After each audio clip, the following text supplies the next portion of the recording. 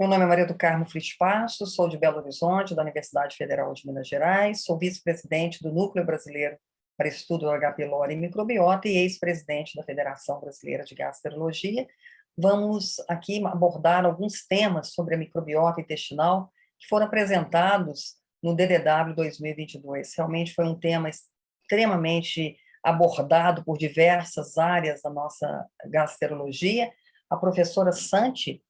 de Emory University, ela apresentou um trabalho muito interessante sobre a microbiota intestinal nas doenças funcionais, como a síndrome do intestino irritável e, por exemplo, a dispepsia funcional, a constipação funcional. E a professora Emily, então, ela mostrou, desde o início da sua apresentação, a importância hoje dos estudos do eixo cérebro-intestino e microbiota nas doenças funcionais,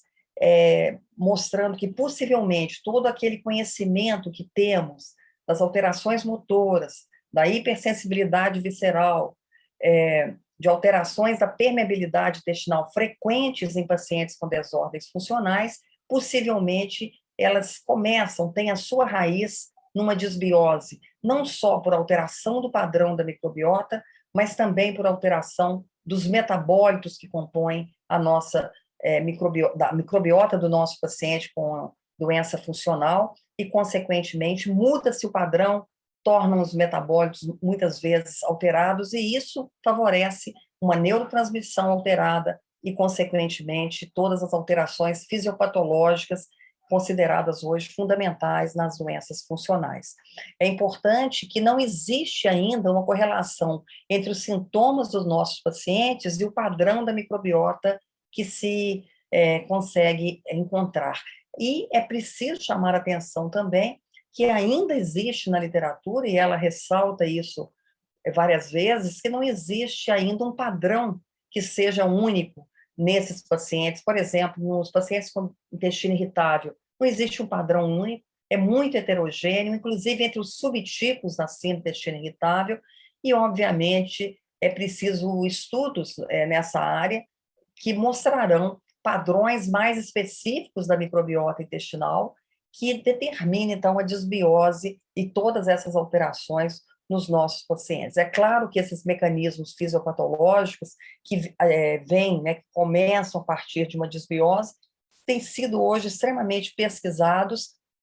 e existem alguns autores que mostram, de fato, que existe uma diferença nítida entre a microbiota de pacientes com doenças funcionais, como intestino irritável, constipação funcional, dispepsia funcional, e o voluntário saudável. Por exemplo, um estudo de 2019 mostrou que os pacientes com síndrome do intestino irritável apresentavam uma redução de bifidobactério, fecalobactério, e um aumento de algumas cepas mais agressivas, digamos assim, do ponto de vista de metabolismo, pró-inflamatórias. Então, essas alterações são bastante homogêneas na literatura. O que não existe de homogeneidade é o mesmo padrão para o mesmo grupo de pacientes. Isso, com certeza, o tempo vai nos mostrar como fazer essa distinção, visto que não há muita dúvida da importância da microbiota nessas doenças funcionais. Ela apresentou um estudo até pequeno, mas com 63 pacientes com síndrome do intestino irritável e que foram feitas biópsias do sigmoide. Eles mostraram que a doença mais intensa em termos de sintoma eram naqueles pacientes que tinham aumento de rubinococos e uma diminuição de um micro-organismo Blaut, SSP, e isso foi um estudo sueco, muito interessante. Havia uma alteração da beta-diversidade, e essas alterações foram vistas praticamente em todos os pacientes com intestino irritável, e eles diferenciavam-se muito daqueles indivíduos controles que foram submetidos ao estudo também. Muito interessante também um estudo que ela apresentou entre as diferenças do microbioma fecal